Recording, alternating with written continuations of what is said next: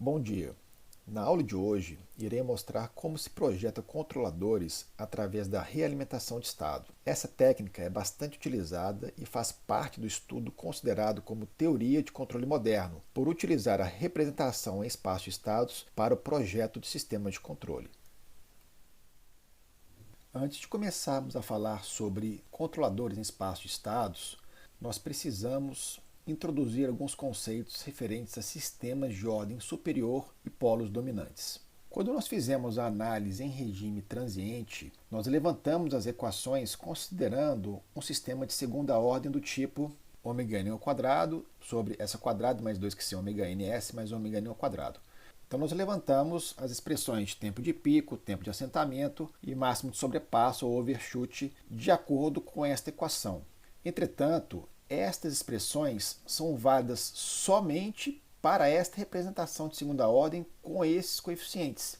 E se eu tiver sistemas com mais polos, ou se, por exemplo, eu tiver um sistema com zeros aqui no meu numerador, essas equações aqui continuam válidas. Nós vamos analisar sistemas de ordem superior para ver comportamento desses sistemas em comparação com os de segunda ordem. A ideia é aproveitar estes cálculos nos casos onde há uma aproximação de sistemas de ordem superior com relação a um sistema de segunda ordem clássico. Para outros casos onde não há essa equivalência, aí sim é necessário simular o sistema para extrair os dados. Mas em muitos dos casos é possível e perfeitamente factível de realizar a aproximação de sistemas de ordem superior para um segunda ordem clássico, aproveitando as equações para análise de desempenho em regime transiente. Feita essa introdução, nós precisamos definir o que são polos dominantes.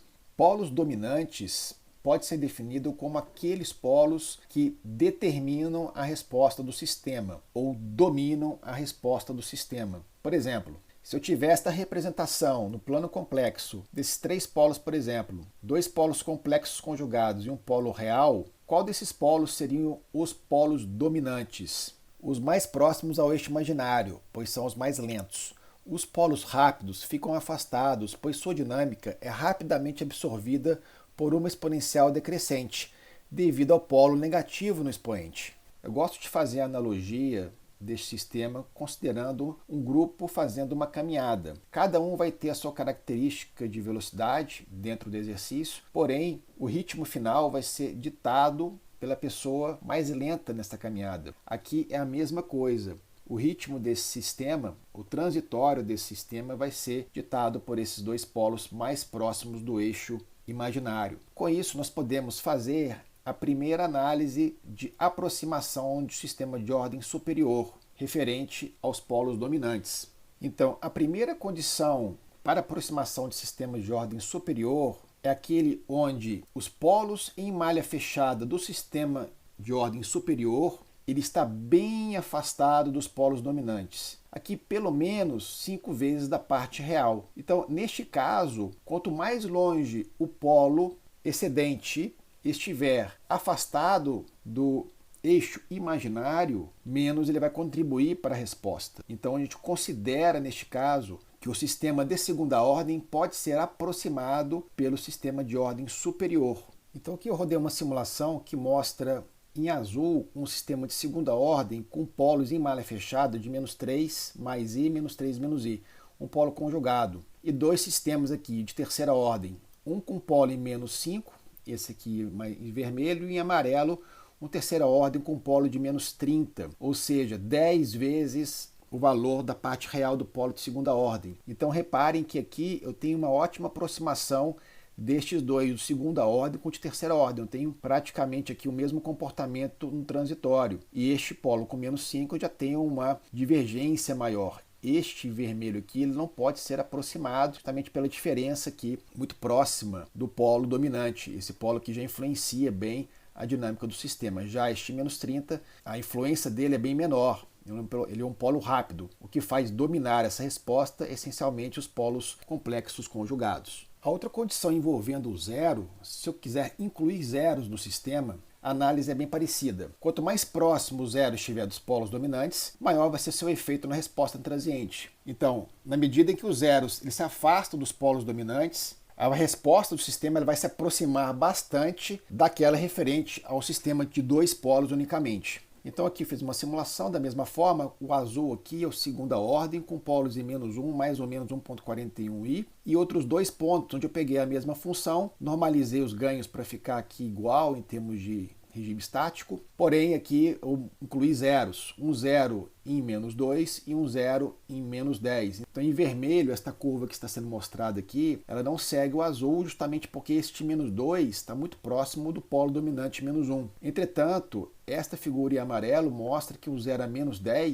está bem afastado do polo dominante, então as curvas aqui elas se aproximam relativamente bem, mostrando que o transitório aqui das duas curvas pode ser aproximado pelo sistema de segunda ordem clássico, uma vez que esses polos complexos conjugados dominam a resposta do sistema. Para demais condições, eventualmente se tiver dúvida ou for mais complexo a análise inicial, isso aqui geralmente a gente faz bem rápido, essa análise batendo o olho nos polos e zeros. Se não tiver a condição satisfeita inicialmente, mesmo assim pode ser que atenda, mas aí é interessante realizar simulação para ver se as especificações foram atendidas. Se de fato pode se aproximar a sistemas de ordem superior a um de segunda ordem, aí uma análise de simulação permite ver graficamente se o desempenho é semelhante entre os dois sistemas.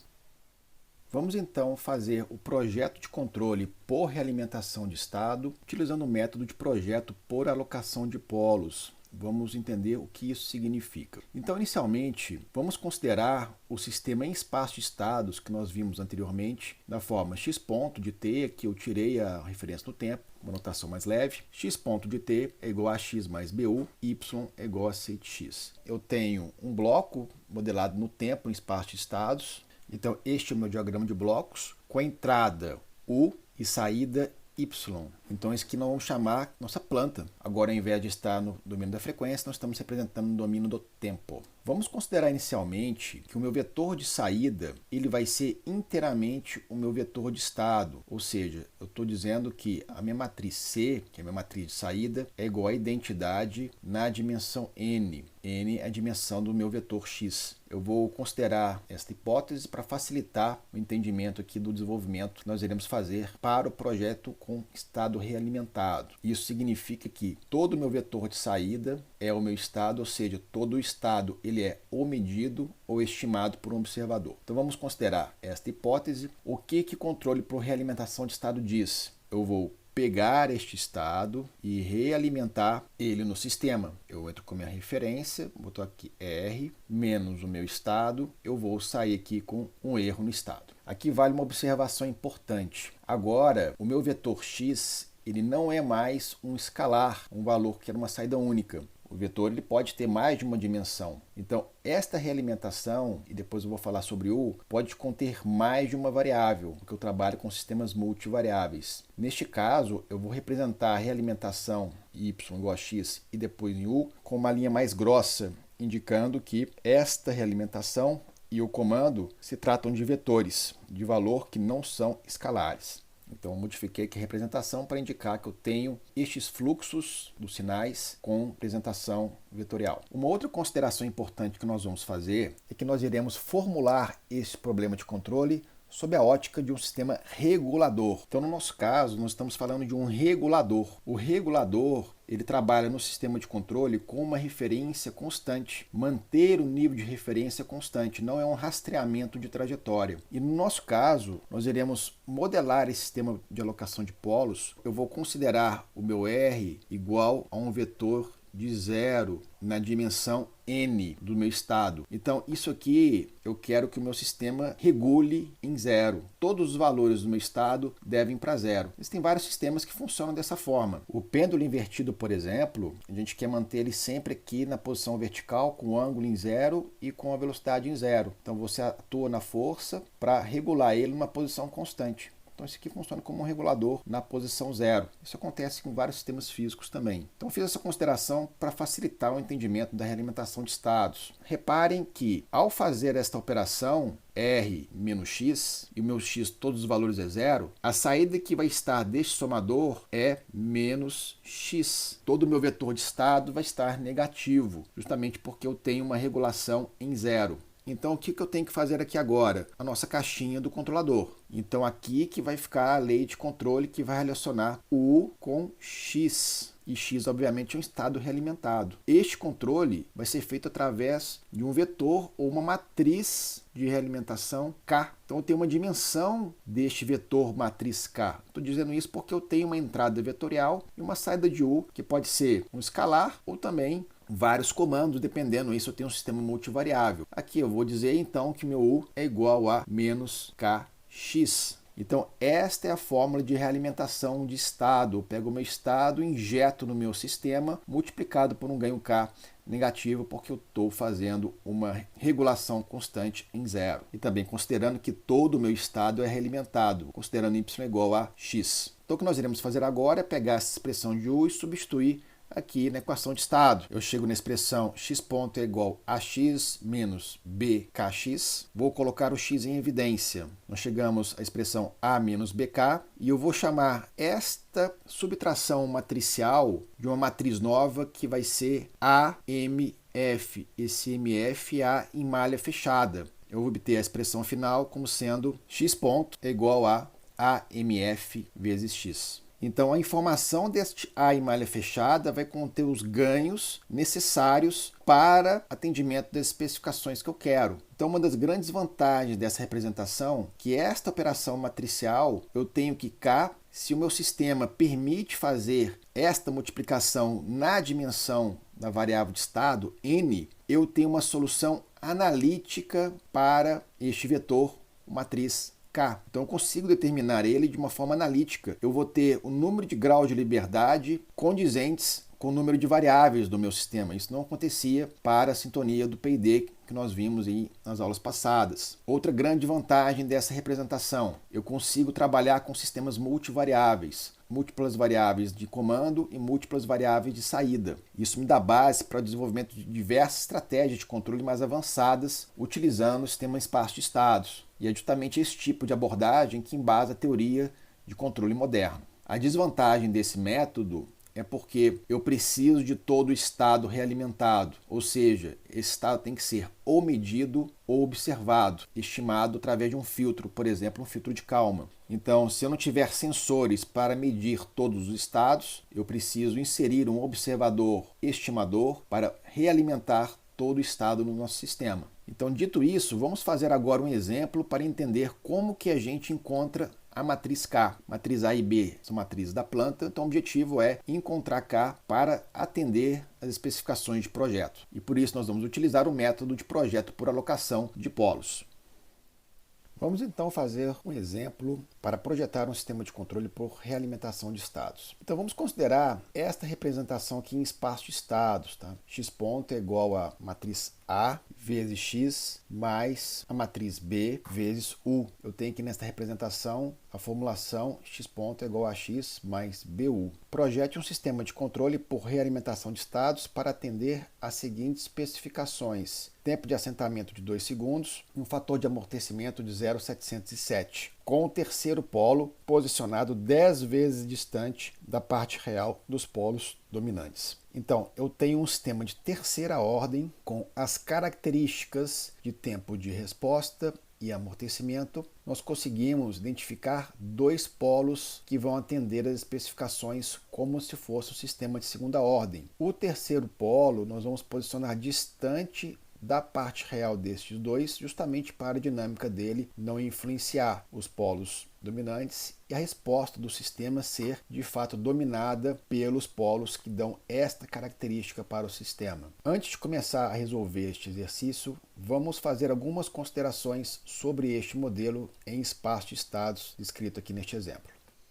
A primeira coisa que vamos olhar neste sistema é a estabilidade dele. Para verificar se um sistema é estável, nós precisamos ver os polos desse sistema. Se os polos possuem parte real positiva, o sistema é instável. Como que a gente verifica os polos num sistema em espaço de estados mostrado aqui na forma matricial? Nós precisamos calcular os autovalores desta matriz A. Então, os autovalores da matriz A, que é esta matriz, vão me dar os polos deste sistema que está em malha aberta. Calculando os autovalores dessa matriz, a gente obtém os seguintes resultados: 0,325 e menos 1,66, mais ou menos 0,56J. Então tem um par complexo conjugado, e reparem que um dos polos possui parte real positiva. Então basta somente um polo com parte real positiva para o sistema ser instável. Logo, esse sistema em malha aberta é um sistema instável.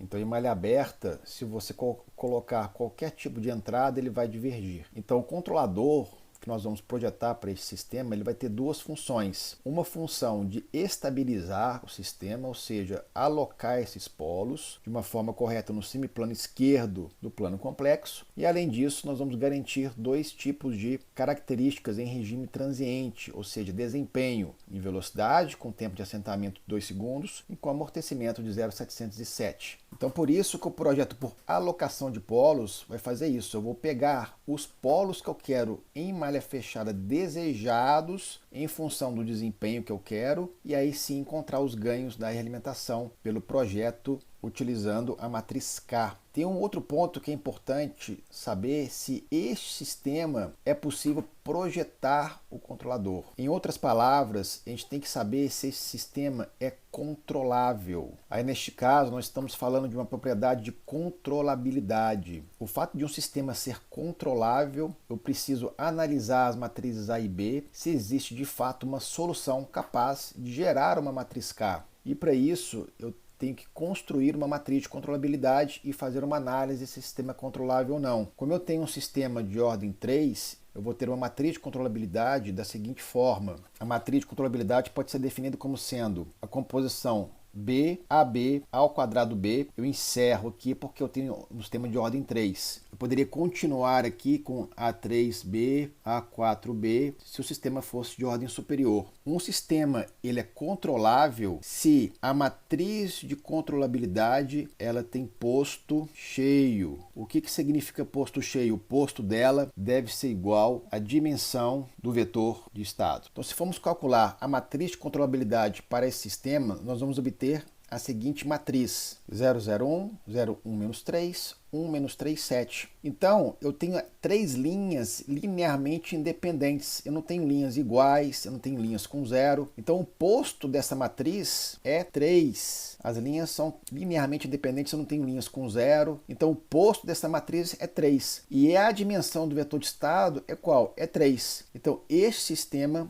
ele é controlável. Isso significa o quê? É possível eu encontrar uma matriz vetor K para alocar os polos para atender a especificação desejada. Se eu tivesse aqui com rank inferior a 3, o sistema poderia ser estabilizável, mas não controlável. Eu teria problemas na hora de fazer a operação, poderia não encontrar K e dar um valor indeterminado, porque aí sim eu não teria como levar todos os estados para a posição de equilíbrio em zero. Então, ok, o sistema é controlável, ele é instável, então agora vamos projetar o controlador encontrando quais são os parâmetros da matriz ou vetor K. Neste caso, nós temos um comando só, o comando U, então eu vou ter só um vetor com 3 componentes para K. Então, o primeiro passo é encontrar os polos desejados para atender a especificação. Lembrando que nós precisamos de que o tempo de assentamento 2 segundos e o amortecimento igual a 0,707. Então, com esses dois parâmetros, eu consigo encontrar um polo e o segundo polo, P1 e P2. Lembrando que eu tenho a parte real nos dois, que vai ser negativo, mais a frequência amortecida vezes J, menos a frequência amortecida vezes J. Lembrando que nós temos aqui no plano complexo os dois polos, sigma d a parte real, ômega d a parte imaginária e o θ este ângulo. Lembrando que o cosseno de θ é igual ao amortecimento. E o tempo de assentamento, então vamos utilizar o critério de 98%, que é 4 sobre sigma d. Então de cara nós já podemos calcular qual que é o nosso sigma d. Sigma d vai ser 4 sobre 2, que é 2. Então a parte real dos polos nós já sabemos, vai ser menos 2. O segundo ponto, tem várias formas de achar, né? A parte imaginária. Se a gente souber então que o cosseno de θ vai ser igual a 0,707. O θ vai ser o arcosseno desse valor, que vai ser igual a 45 graus. Então, se é 45 graus, ômega d vai ser igual a sigma d. Então, ômega d vai ser igual a 2 também. Então, com isso, a gente finaliza os dois polos aqui. Menos 2 mais 2j, menos 2, menos 2j. Falta agora o terceiro polo. E o terceiro polo, nós falamos que tem que ser 10 vezes a distância da parte real dos polos dominantes. Logo, o polo 3 do meu sistema vai ser 10 vezes esse valor, que vai ser menos 20. Então, estes dois polos são os polos dominantes do meu sistema. E este polo ele vai entrar para a gente compor o sistema para permitir o cálculo do ganho K. Antes disso, nós precisamos fazer uma outra coisa referente a estes polos aqui.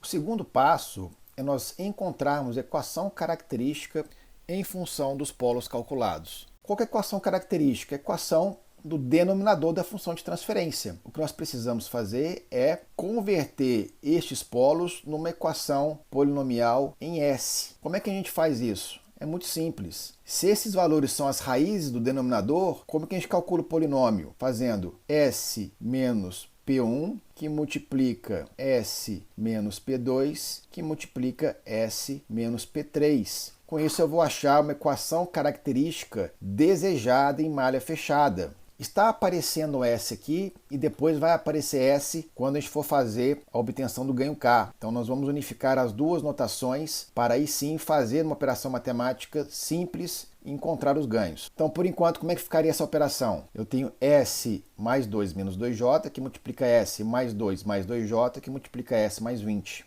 Fazendo essa operação, geralmente a gente faz S mais 2 com S mais 2 ao quadrado, menos, tem A menos B, e multiplica esse termo por esse ao quadrado. Então, desenvolvendo este parênteses, vamos chegar neste resultado, que ao multiplicar por S mais 20 e fazendo as devidas manipulações matemáticas, nós vamos chegar nesta expressão. S ao cubo mais 24S ao quadrado, mais 88S, mais 160. As raízes deste polinômio vão ser quais? Esses aqui. Os ganhos K têm que levar o sistema para esta equação característica cujos polos estão aqui marcados.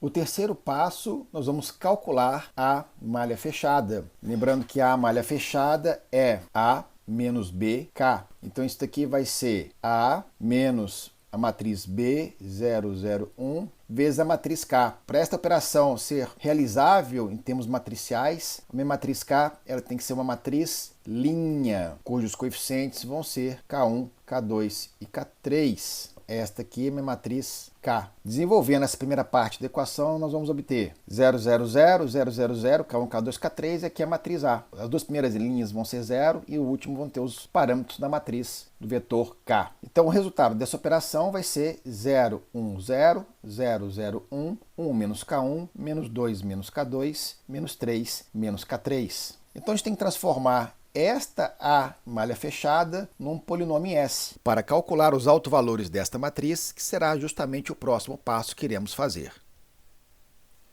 O próximo passo é obter a equação característica de AMF. Esta equação característica vai me dar o polinômio que é referente ao denominador da função de transferência. E as raízes do denominador são os polos da equação, que nada mais é do que os autovalores dessa matriz A. E como é que a gente calcula os autovalores dessa matriz A? É o determinante de SI menos AMF. Esse I é na dimensão 3, porque aqui eu tenho uma matriz 3 por 3. Então nós vamos calcular esse determinante, porque isso aqui vai me dar a equação característica de AMF. Então isso nós vimos lá na aula onde nós mostramos as características de uma representação em espaço de estados, que os polos de uma função de transferência são os autovalores da matriz A. Então calculando isso aqui nós iremos obter S vezes I na dimensão 3 menos AMF, que é essa matriz aqui. Tudo isso nós vamos calcular o determinante. Procedendo aqui com os cálculos internos, eu vou chegar nessa matriz em função aqui de S e calcular o determinante desta matriz. Procedendo todos os cálculos, nós chegamos à seguinte expressão em S ao cubo mais 3 mais K3 S ao quadrado mais 2 mais K2S mais K1 menos 1.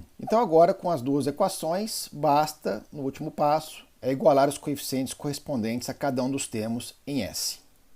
Então, no último passo, nós iremos obter os valores de K1, K2 e K3 a partir das equações características. Esta equação nós obtivemos através de AMF, esta equação referente aos polos desejados. Então, neste caso, basta igualar os termos correspondentes a cada uma das potências em S. Então, 3 mais K3 é igual a 24, 2 mais K2 é igual a 88, K1 menos 1 é igual a 160. Com isso, a gente obtém as três constantes, 161 para K1, 86 K2 e 21 K3. Vocês podem também usar o comando place no MATLAB, entrando com as matrizes A, B e o vetor dos polos desejados. Ele vai te dar a resposta, os ganhos para esse sistema, K1, K2 e K3. O outro comando equivalente é o comando Acker, que é referente à fórmula de Ackermann, que é justamente isso que nós fizemos aqui. Bom, então reparem que ao encontrar estes ganhos, nós estamos alocando os polos da forma desejada. Por isso, este método é chamado de método de alocação de polos, utilizando a realimentação de estados.